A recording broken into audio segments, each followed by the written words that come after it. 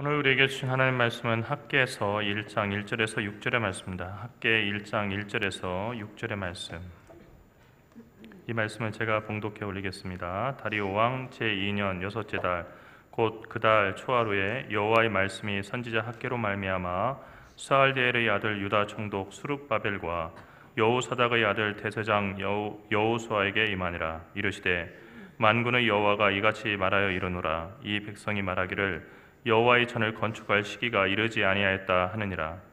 여호와의 말씀이 선지자 학개에게 임하여 이르시되 이 성전이 황폐하였거늘 너희가 이때 판벽한 집에 거주하는 것이 옳으냐. 그러므로 이제 만군의 여호와가 이같이 말하노니 너희는 너희의 행위를 살필지니라.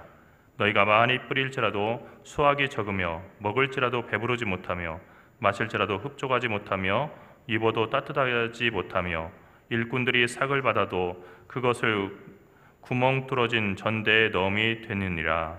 아멘. 사람을 가리켜 호모 이코노미쿠스라고 흔히 얘기합니다. 호모 이코노미쿠스라고 하는 것은 경제적 인간이라고 하는 뜻입니다. 호모 이코노미쿠스로서 인간은 합리적인 동시에 매우 이기적인 존재입니다. 인간은 정해진 예산을 사용해서 주관적인 만족감, 나 자신만의 만족감을 극대화하는 선택을 내리려고 하는 경향이 있습니다. 예를 들어서 요즘처럼 무더운 날씨에 외출하는 사람의 주머니에 카드도 없고 딱 단돈 3,000원이 있다고 이렇게 합시다. 날씨는 무덥고 후텁지근하기까지 합니다. 이 사람이 고민합니다. 목적지까지 가는 그 버스 편도 요금이 1,500원인데 왕복버스를 타면 전혀 돈이 남지를 않습니다. 그런데 집을 나섰는데 눈앞에 있는 편의점의 아이스크림 광고판이 보이는데 시원한 아이스크림이 할인을 해서 1,500원입니다. 이 사람이 고민합니다. 더운 날씨에 시원한 버스도 타고 싶고 아이스크림도 먹고 싶기 때문입니다. 하지만 가진 돈은 3,000원이라서 이 두 가지를 다 할 수가 없습니다. 어쩔 수 없이 한쪽만을 선택해야 합니다. 더위에 걷지 않고 시원하게 버스로 왔다가 돌아오면 아이스크림은 먹을 수가 없습니다. 반대로 편의점에 들려서 아이스크림을 먹게 되면 갈 때나 올 때 걸어서 와야 합니다. 이 사람이 어느 쪽을 선택할까는 어느 쪽이 더 큰 만족감을 줄 것인가에 대한 그 사람의 판단에 달려 있습니다. 사실 호모 이코노미쿠스적인 인간이 항상 합리적인 판단을 내리는 것은 아닙니다. 스스로 그렇다라고 믿을 뿐입니다. 9년 전에 뉴스를 보니까 필리핀의 독재자 마르코스의 부인 이멜다가 가진 백금 왕관 하나를 구입할 돈이면 결핵 환자 12,000명을 완치시킬 수 있었다고 합니다. 또 이멜다가 가진 19세기의 그 목걸이 하나를 팔면 2,200가구가 1년간 무료로 전기를 쓸 수 있었다고 합니다. 그런데 이 금 왕관과 19세기의 목걸이는 이멜다가 가진 수많은 장신구 중에 평범한 하나입니다. 필리핀 국민들이 절대 빈곤과 범죄 그리고 질병에 시달리는 것을 보면서도 이멜다라고 하는 여인이 선택한 최고로 합리적이고 이기적인 선택은 자신의 발과 그리고 목을 꾸미기 위한 호화 보석과 구두 장신구를 마음껏 구입하는 것이었습니다. 인간은 호모 이코노미쿠스이므로 항상 이기적으로만 살아야 하는 것은 아닙니다. 우리가 잘 알고 있는 경제학자 아담 스미스는 도덕 감정론이라고 하는 책을 내기도 했는데 이 책에서 우리 인간이 행복하기 위해서 꼭 필요한 타인에 대한 공감 능력의 중요성을 이야기했습니다. 그러니까 행복하게 살려고 하면 많은 돈보다 공감 능력이 있어야 한다는 거죠. 예를 들어서 앞서 예를 든 사람이 3,000원을 주머니에 넣고 버스를 타러 가다가 편의점을 보았는데 아이스크림을 사려고 그 편의점에 들어가기 직전에 그 입구 앞에 쓰러져 있는 거지를 보았다고 합시다. 더위에도 때가 두텁진 낡은 외투를 걸친 거지는 며칠을 못 먹은 듯 수척한 얼굴로 쓰러져 있습니다. 이것을 본 이 사람이 그 거지가 불쌍해서 자기가 가진 돈 3,000원을 다 주었다고 합시다.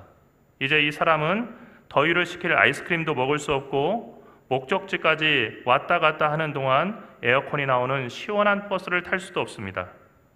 그렇다면 이 사람이 3,000원의 돈을 거지에게 준 행위는 호모 이코노미쿠스의 이기적인 행동입니까? 아니면 이타적인 행동입니까? 우선 첫 번째로 이것은 우리가 흔히 생각하듯이 이타적인 행동입니다. 거지의 삶이 불쌍하다고 여겨서 그 거지에게 공감하고 거지의 삶을 덜 불행하게 하기 위해서 내가 꼭 필요한 돈이지만 3,000원을 줄 수가 있습니다. 이 경우에 이 사람의 행동은 이타적인 행동이거나 적어도 이기적인 행동이 아닐 수 있습니다. 하지만 정반대로도 생각할 수가 있습니다. 이 사람이 거지에게 3,000원을 준 행동은 거지의 불행에 공감해서라기보다는 자신이 거지에게 무언가를 주는 행동을 통해서 자신의 마음이 편안해지고 행복해지기 위해서 하는 행동이라고도 볼 수가 있습니다. 타인에게 무언가를 주는 행위가 당사자인 자신의 마음을 만족스럽게 할 수 있고, 거지가 단순히 받는 사람이 아니라 마음의 안정이라고 하는 무형의 서비스를 판매하는 서비스 공급업자가 될 수 있다고 경제학자들은 보는 것입니다. 이 경우에 이 사람은 타인을 도왔다고 생각하기 때문에 3,000원만큼의 마음의 안정을 얻을 수 있습니다. 이 경우에는 지극히 이기적인 행동이라고 이 사람이 3,000원을 주는 행동을 해석할 수도 있다는 것입니다. 어쨌든 돈과 관련해서 인간은 지극히 선하지도 지극히 악하지도 않습니다. 돈이 많다고 악한 것도 돈이 없다고 선한 것도 아닙니다. 다만 우리는 항상 우선순위를 두고 돈을 사용해서 만족감을 얻으려고 합니다. 그런데 이 우선순위는 우리가 생각하는 것처럼 합리적일 때보다는 비합리적일 때가 많다는 것이 우리의 문제입니다.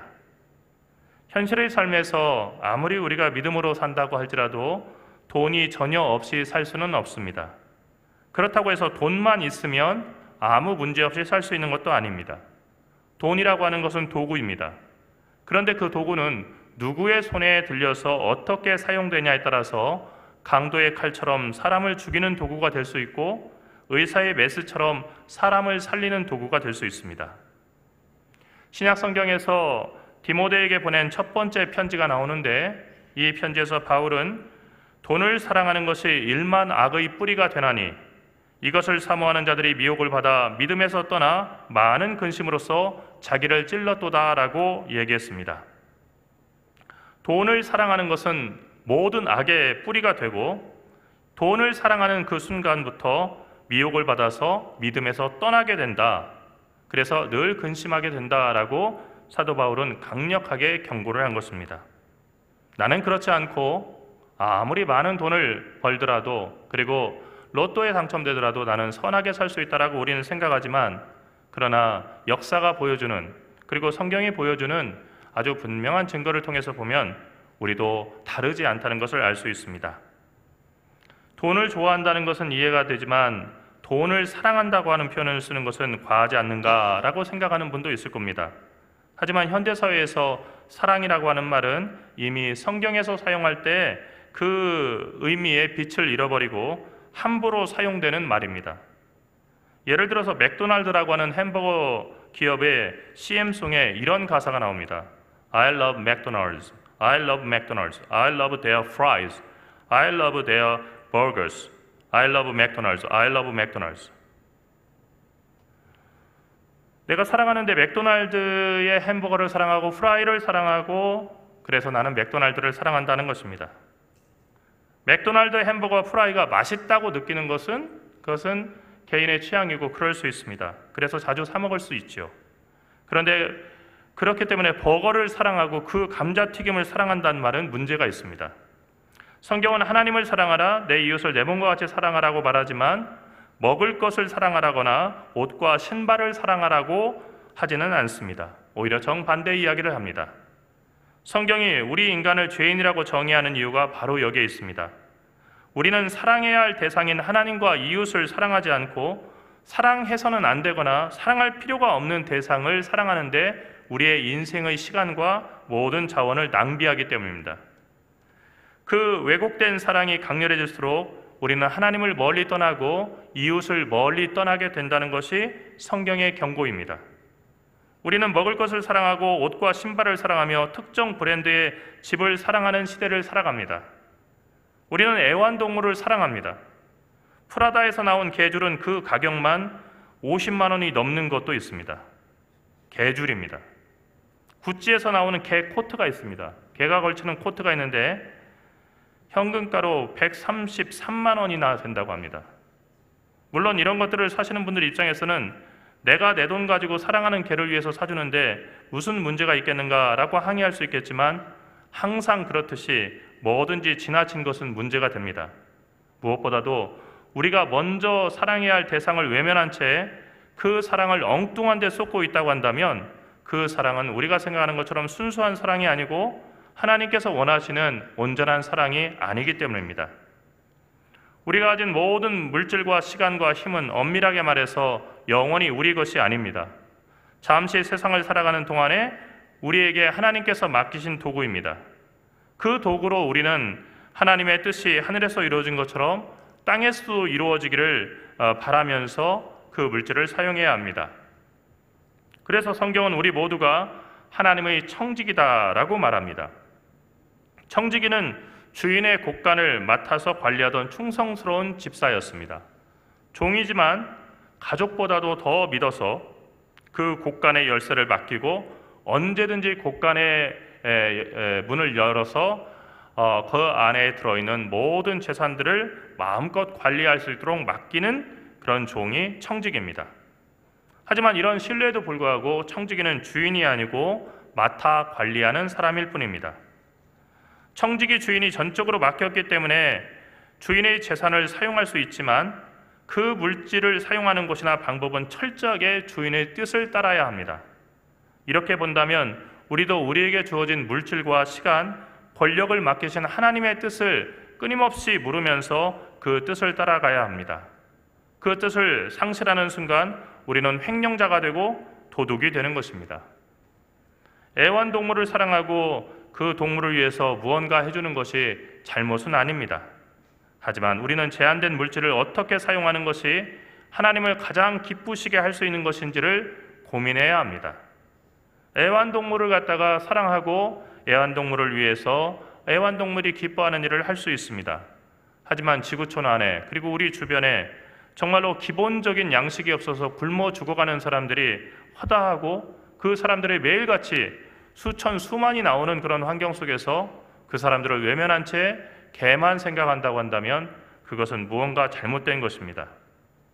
우선 사용하고 더 많이 사용할 곳을 우리가 외면하고 있기 때문입니다. 예수님은 그 질문에 대한 가이드라인을 하나님 사랑과 이웃 사랑이라고 하는 두 가지 사랑으로 표현하셨습니다.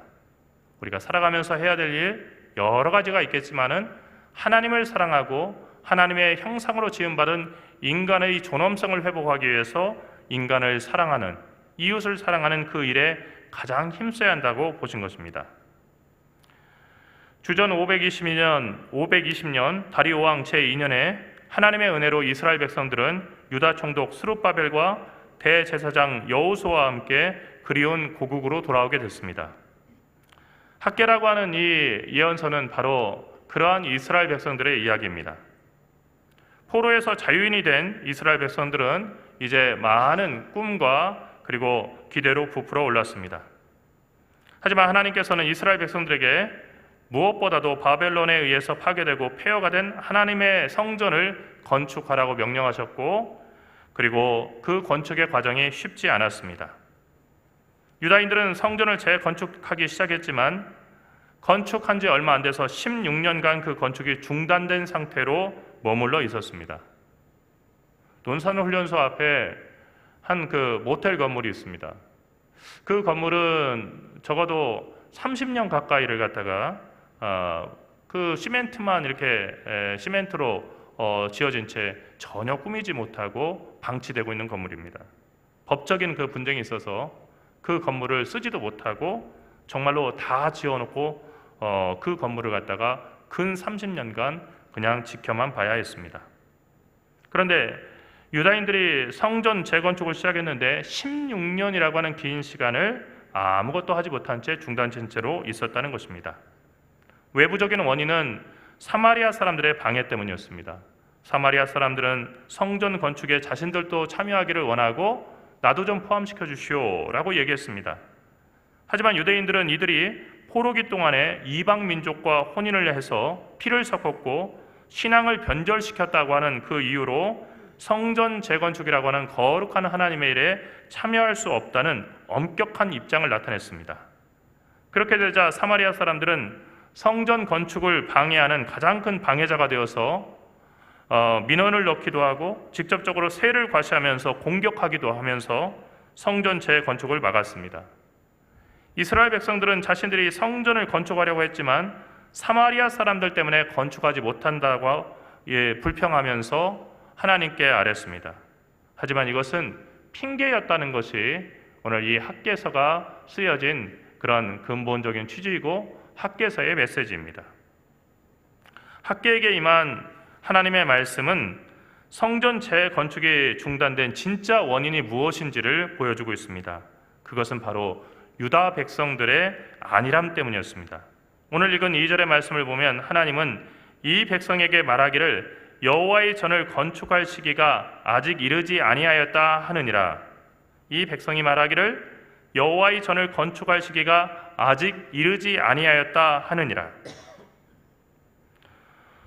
유다 백성들은 마치 아직 때가 이르지 않아서 적절한 때를 신중하게 기다리는 것처럼 그렇게 변명을 했습니다. 그러면서 성전은 여전히 폐허로 남아있는데 각기 자기 집은 레바논의 백향목이라고 하는 고급 나무 판자로 벽을 꾸몄습니다. 다 수입산이었습니다. 요즘으로 말하면 외국에서 수입한 고급 목재와 그리고 고급 가구로 자기의 집을 그럴듯하게 꾸민 것입니다. 하나님의 성전은 황폐한데 제한된 물질을 가지고 각자 자기 집을 화려하게 꾸미는데 더 큰 관심이 있었고, 그리고 하나님의 성전 건축이 16년간 중단됐다는 이 사실에서 오는 죄책감을 덮기 위해서 신중하게 때를 기다려야 되고 아직 때가 아니라고 변명한 것입니다. 그렇습니다. 우리에게 하나님을 위해서 일할 시간과 물질이 없는 것이 아닙니다. 우리가 하나님의 일을 하지 못하는 이유는 하나님의 일이 우리가 해야 되는 일 가운데 우선순위에서 밀리기 때문입니다. 여러분, 애완견 러닝머신을 위해서는 50만 원에서 60만 원을 쓰는 것이 아깝지 않은데 하나님의 일을 하기 위해서 헌금하는 데는 매우 인색하고 꼼꼼히 계산하는 이중적인 모습이 우리에게 있습니다. 이런 이중성이 유다 백성들에게도 있었습니다. 그런 유다 백성들을 향해서 하나님은 너희의 행위를 살피지니라 라고 경고하셨습니다. 이 말을 쉽게 풀어서 이야기하자면 지금 너희들이 무슨 일을 벌이고 있는지를 살펴봐라 하는 얘기입니다. 지금 너희들이 무슨 일을 벌이고 있는지를 살펴봐라. 유다 백성들의 입장에서는 내 돈 내 마음대로 쓴다는데 무슨 상관이 있냐 하겠지만은 엄밀히 말해서 그 돈은 다 하나님의 것이고 하나님이 주신 것이다 하는 것이죠. 우리는 그분의 것을 잠시 맡아 관리하는 것뿐입니다. 그 돈은 철저하게 맡기신 하나님의 뜻대로 사용해야 한다는 것이 바로 하나님께서 이스라엘 백성들, 유다 백성들에게 하신 말씀입니다. 그런데 유다 백성들은 그렇지 못했습니다. 성전을 지을 돈이 없어서 16년을 중단한 채로 있었던 것이 아닙니다. 외부의 적들의 방해가 극심해서 물리적인 공격과 위협 때문에 성전 건축을 중단했던 것도 아닙니다. 이것은 다 핑계일 뿐이었습니다. 진짜 원인은 성전을 재건할 마음이 없었고, 재건하더라도 남의 돈으로 그것을 건축하는 것은 좋지만 내 돈을 들여서 그리고 내가 헌금을 해서 그 성전을 재건하는 것은 마땅치 않았기 때문입니다. 왜냐하면 나름대로 써야 될 곳이 있었던 것이죠. 지금보다 더 화려한 삶, 내 자녀의 미래를 보장하는 삶, 그리고 더 많은 유산을 물려줄 수 있는 삶. 이것에는 항상 돈이 부족했기 때문에 하나님께 드릴 것이 없었다는 것입니다. 사랑하는 성도 여러분, 예수님이 물질에 관해서 많은 것을 얘기하셨다는 것을 우리는 잘 눈여겨보지 못하고 넘길 때가 많습니다. 마치 예수님께서는 우리가 죽어서 천국 가는 일에 대해서만 관심을 가지시고 거기에다가 얘기하신 것으로, 그것에 집중을 해서 얘기한 것으로 생각하지만 예수님은 우리가 물질과 맺는 관계에 관해서 매우 자주 그리고 매우 중요한 말씀을 많이 하셨습니다. 그 말씀 가운데 하나가 내 보물이 있는 곳에 내 마음도 있다라고 하는 말씀입니다. 우리는 자신의 마음을 두는 곳에 돈과 시간과 노력을 쓰는 법입니다. 한 방송에 나온 그 사람이 보니까 검도를 하는데 양주에 사는 분이더라고요. 그런데 이분이 정말 관심 있는 게 뭐냐면 검도를 수련하는 데 관심 있는 것이 아니고 고급 검도 용품을 갖다가 사는 데 관심이 있었습니다. 그래서 호구라고 하는 검도를 할 때 이렇게 얼굴과 가슴과 그리고 손목을 갖다 보호하는 그 도구들이 보통 40만 원, 50만 원이면 쓸만한 것을 살 수가 있는데 이분은 2천만 원짜리, 3천만 원짜리 호구가 한 개도 아니고 열 몇 개가 되는 거예요. 여러분 레어템이라고 하는 것으로 다 가득 차는 거예요. 그러니까 이분은 검도를 하는 게 아니고 검도 용품을 모으는 것이 취미인 거예요. 사실 이런 일은 많지 않습니까? 골프를 치는 것보다는 고급 골프채, 남들이 입을 딱 벌리는 와 진짜 좋은 골프채네 라고 하는 그런 소리를 듣는데 더 관심을 두는 사람이 있습니다. 그런 것을 사는 데는 물질을 아끼지 않습니다. 우리가 물질을 기꺼이 사용하는 곳이 어딘가를 보게 되면 우리가 진심으로 사랑하고 우선순위를 두는 곳이 어떤 곳인지를 알 수가 있습니다. 하나님은 이기심에 빠져서 성전 재건축을 멈춘 채 폐허가 된 성전을 16년이나 방치한 이스라엘 백성들에게 엄중한 심판을 선언하셨습니다. 그것은 너희가 많이 뿌려도 거둘 것이 적을 것이고 먹어도 배고플 것이고 마셔도 만족함이 없을 것이며 아무리 좋은 옷을 입어도 춥고 열심히 일해서 돈을 모아도 자꾸만 그 돈이 빠져나가는 그런 일들이 벌어질 것이다 라고 하는 심판의 선언이었습니다. 여러분 이것은 유다 백성에게만 주는 말씀이 아니고 우리 모두에게 물질과 잘못된 관계를 맺고 살아가는 우리 모두에게 주는 심판의 선언이기도 합니다. 삶의 우선순위가 왜곡되고 뒤틀려 버려서 먼저 그의 나라와 그의 의를 구하라 라고 하는 주님의 말씀을 잊고 물질이 우리에게 우상이 되고 하나님이 되게 될 때 삶은 부조리해지고 허무해지는 것입니다. 여러분 복을 받으려면 복 받을 그릇을 준비해야 된다라는 이야기를 많이 합니다. 그리고 절집에서는 복을 짓는다라고 하는 표현을 씁니다. 복을 받는데 복을 받기 위해서는 농사를 짓듯이 복을 지으라고 그렇게 이야기합니다. 밥을 짓고 농사를 짓는 것처럼 복을 받을 그런 준비, 구체적인 행동이 뒤따라야 된다는 것입니다. 복을 받을 그릇을 준비하고 복을 짓는다라고 하는 말은 삶의 우선순위가 거룩해져야 한다는 말입니다. 이기심과 탐욕에 빠져서 시시한 것에 집착하는 삶에서 벗어나서 하나님의 높고 크신 뜻이 무엇인가에 주목하고 그리고 예수님께서 우리에게 분명히 요약하고 강조해서 말씀하신 것처럼 하나님을 사랑하고 이웃을 사랑하는 일에 무엇보다도 관심을 가지고 우리에게 주신 제한된 자원들을 집중해서 사용해야 한다는 것입니다. 하지만 이 모든 것을 알면서도 우리는 이 험한 세상 속에서 내가 나를 챙기지 않고 내 미래를 준비하지 않으면 우리는 불안한 그 삶을 살 것이다 라고 생각을 합니다. 노후를 대비하고 또 우리의 은퇴 이후를 대비하고 여러 가지를 대비하며 살아갑니다. 하지만 어떻습니까? 실제로 우리가 대비하지만 그 준비하고 대비한 것을 가지고 우리가 그 시간, 우리가 당연하게 생각하는 그 시간을 살지 못 살지를 아무도 알 수가 없습니다.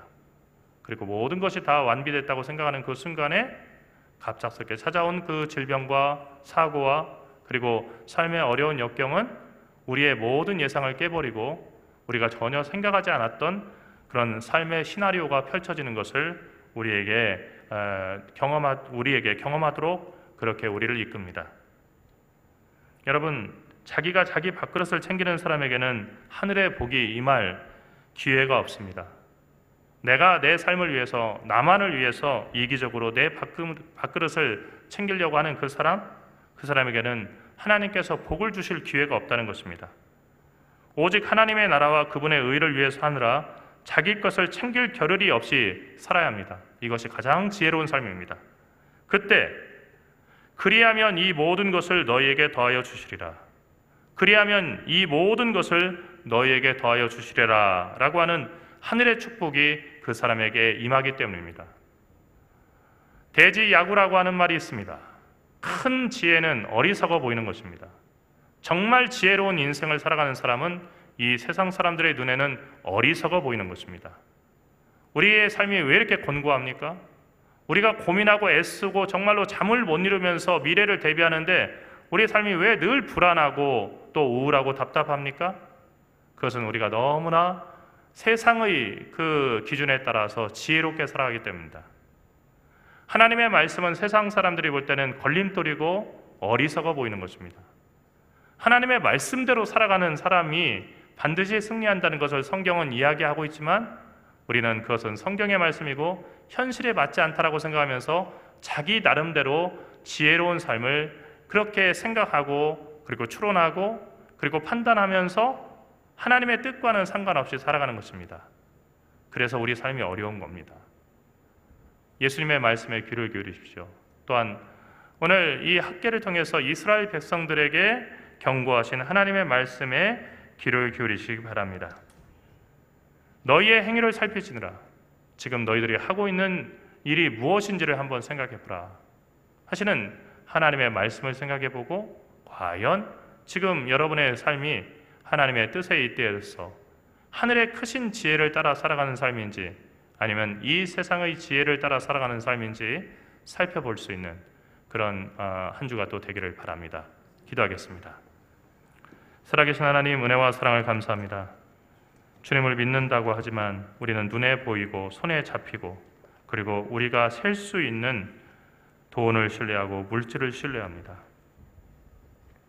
하나님 없이는 살 수 없습니다. 찬양하지만 하나님 없어도 살 수 있지만 돈 없이는 살 수 없다고 우리의 양심은 우리에게 솔직하게 우리의 숨겨진 마음을 털어놓습니다. 그것이 우리의 삶입니다. 저희를 불쌍히 여겨 주시옵소서.